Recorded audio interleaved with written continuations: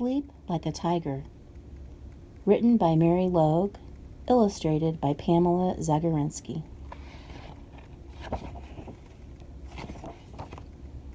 Once, there was a little girl who didn't want to go to sleep, even though the sun had gone away. She told her mother, "I'm not tired." She told her father, "I'm just not sleepy." They nodded their heads and said she didn't have to go to sleep, but she had to put her pajamas on. She picked out her favorite pajamas that matched the night sky. "I'm still wide awake," she announced. Her parents said that was fine, but she should wash her face and brush her teeth. So she did. It felt good to be nice and clean. Then, because she loved climbing into her bed, she did, stretching her toes down under the crisp sheets, lying as still as an otter floating in a stream. "Does everything in the world go to sleep?" she asked. "Yes," her parents told her. "Our dog is sleeping right now, curled up in a ball on the couch, where he's not supposed to be. And the cat is fast asleep, stretched out in front of the fireplace, the warmest spot in the house." "What about bats?" she asked. "They don't sleep." "Not at night," her parents agreed. "But during the day, they fold their wings, tuck their heads, and sleep hanging upside down in the safest place in the barn." "Do whales sleep?" she asked. "Yes. They swim slowly around and around in a large circle in the ocean and sleep." "Tiny snails?" she asked. "They curl up like a cinnamon roll inside their shell." "Even grizzly bears?" she asked. "Bears are mighty sleepers. They make a cozy den under the snow and sleep through the winter." "Oh, winter, that's too long," she said. "Most animals just sleep through the night," her parents said, tucking her in. "I know an animal that sleeps a lot," the little girl told them. "What animal is that?" her parents asked. "The tiger in the jungle. When he's not hunting, he finds some shade, closes his eyes, and sleeps. That way he stays strong." Her parents nodded. Sleep is good for that. Then they kissed her, turned out the light, and stood in the doorway. "I'm still not sleepy," she told them. "We know," they agreed. "You can stay awake all night long."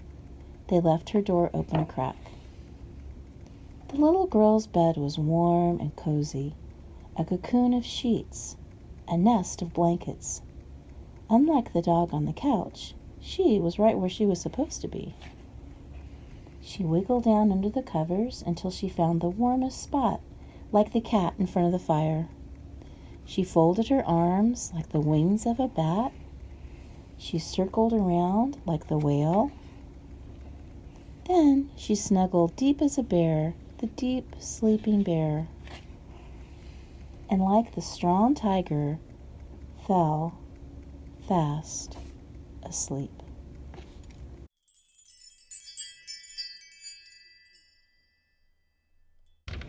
All right, we just finished reading Sleep Like a Tiger. And for today's art project, I thought it would be fun to make something that we see throughout the story. And here's the one I did ahead of time. It's like a little garland, and it has these fun little triangular shapes. And the first time we see it in the book, well, we can see one there too. The first time I noticed it was when the little girl who doesn't want to go to sleep goes into her room. You can see one hanging behind her. And then you can see there's one there. This is all still in her room. Here's a better view. That one you can see there going across. So the way we do that, we're gonna need some colored paper, we're gonna need scissors, a glue stick, and something to write with. So I've made some tinier ones because I was afraid these wouldn't show up all the way. And if you've seen me work with printed paper before, colored paper, I always recommend that if you're drawing a shape, you do it on the white side because you don't want it to show up on your pattern. So I'm gonna have my triangle there. It doesn't have to be perfect, but I want it to be about the same size. Triangle has 3 sides, so I'm just practicing that.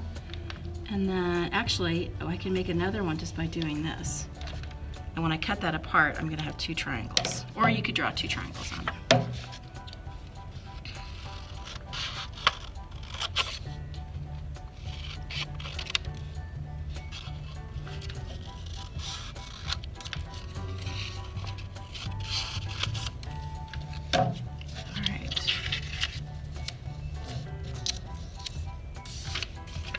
So, and you could use all different color paper if you want. This is just craft paper that I've gotten, printed paper at a craft store. You could use old wrapping paper. You could, if you don't have any paper like that at home and you want to use what you have, you could just take white paper and paint it and let it dry and then come out later and cut out shapes. So the little trick I want to show you here with gluing your garland onto the string, I'm going to kind of put this like this so you can see it better, but here's the one I'm working on. The trick is before you put the string on, you're going to make a little flap at the top, almost like an envelope. Just cut those off so those don't show. And your flap, you're turning that little flap towards you, towards the white side.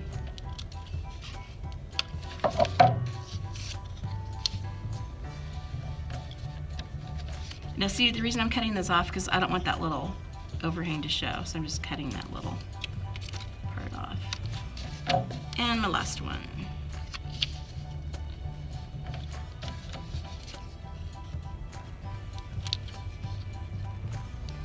All right, now you're going to take your glue stick, or if you have Elmer's, and you're going to give a pretty generous amount right where that fold is, because that's gonna, when I fold that over, I actually want that paper to stick to itself and keep that string in there.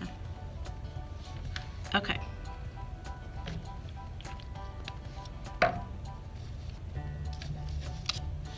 I'm double checking because I don't want the same color next to it. Okay, so there I have it where it's gonna have kind of a pattern.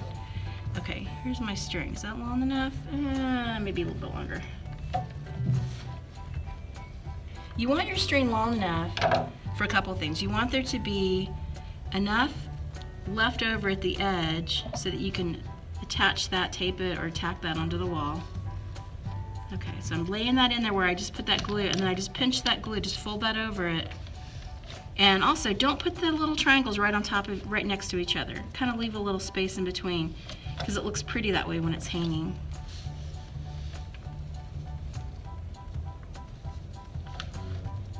Just folding that down. Now see, it looks like it wants to lift up. This maybe a glue stick isn't strong enough.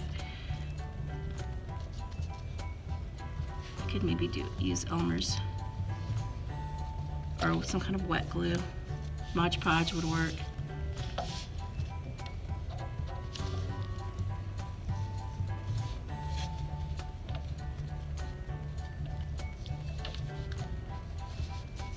Last one.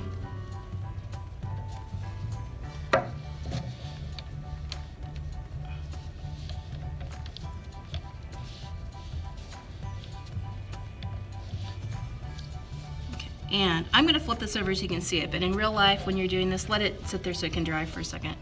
Look how cute that is. Look at my little garland. This is a little tiny one. If you wanted to make one for decoration like behind your bed or across a window, you might make yours a little bit bigger. It's kind of like if you've ever done papel picado, where you fold up tissue paper. We do that here for our Dia de los Muertos family days. You fold the tissue paper and cut into it, and then you attach it like this, and you hang that, like you can hang it outside or hang it in a window. So it's kind of that same idea, but it's just these little triangular shapes. So good luck with that and have fun.